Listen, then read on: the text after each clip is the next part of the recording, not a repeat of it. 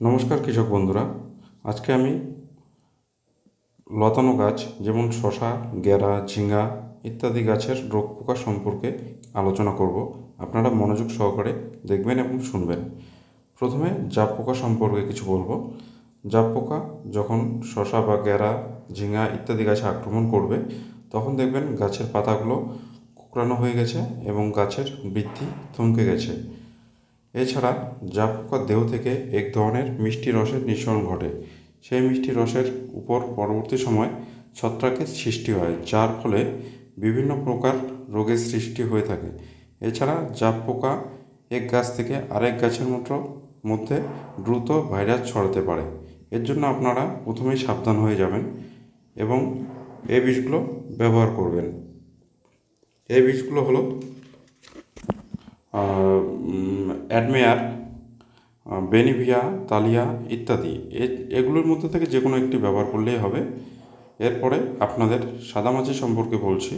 সাদামাছি যখন গাছে আক্রমণ করবে, তখন আপনারা দেখবেন গাছগুলো কুঁকড়ানো হয়ে যাচ্ছে, এর সঙ্গে গাছের পাতাগুলো হলদে আকার ধারণ করছে।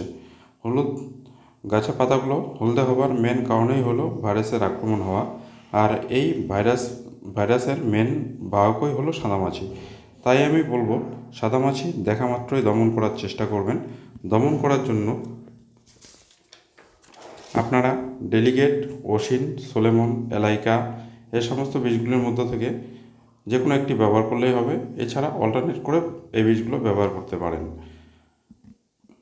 এরপর আপনাদের একটি ছত্রাক ঘটিত রোগ সম্পর্কে বলছি। সেই ছত্রাক ঘটিত রোগটি হলো পাউডারি মিলিউড। এই পাউডারি মিলিউড আপনারা কিভাবে চিনবেন?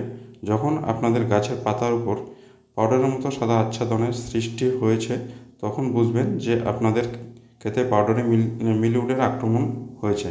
এর জন্য আপনারা অ্যামিস্টার, জেন, কবচ, ইন্ডেক্স ইত্যাদি ব্যবহার করতে পারেন। এরপর আপনাদের আরেকটি গুরুত্বপূর্ণ পোকা সম্পর্কে বলছি। সেই পোকাটি হলো ম্যাপ পোকা বা লিফ মাইনার। এই পোকা যখন আক্রমণ করবে, তখন দেখবেন পাতার উপর সাদা ম্যাপের মতো আকার সৃষ্টি হয়েছে। এই পোকা দমন করার জন্য আপনারা বেনিভিয়া, ভলিউম ফ্লেক্সি, জাম্প, এভেনেক্স ইত্যাদি ব্যবহার করতে পারেন। খুব সুন্দর রেজাল্ট আসবে। ধন্যবাদ।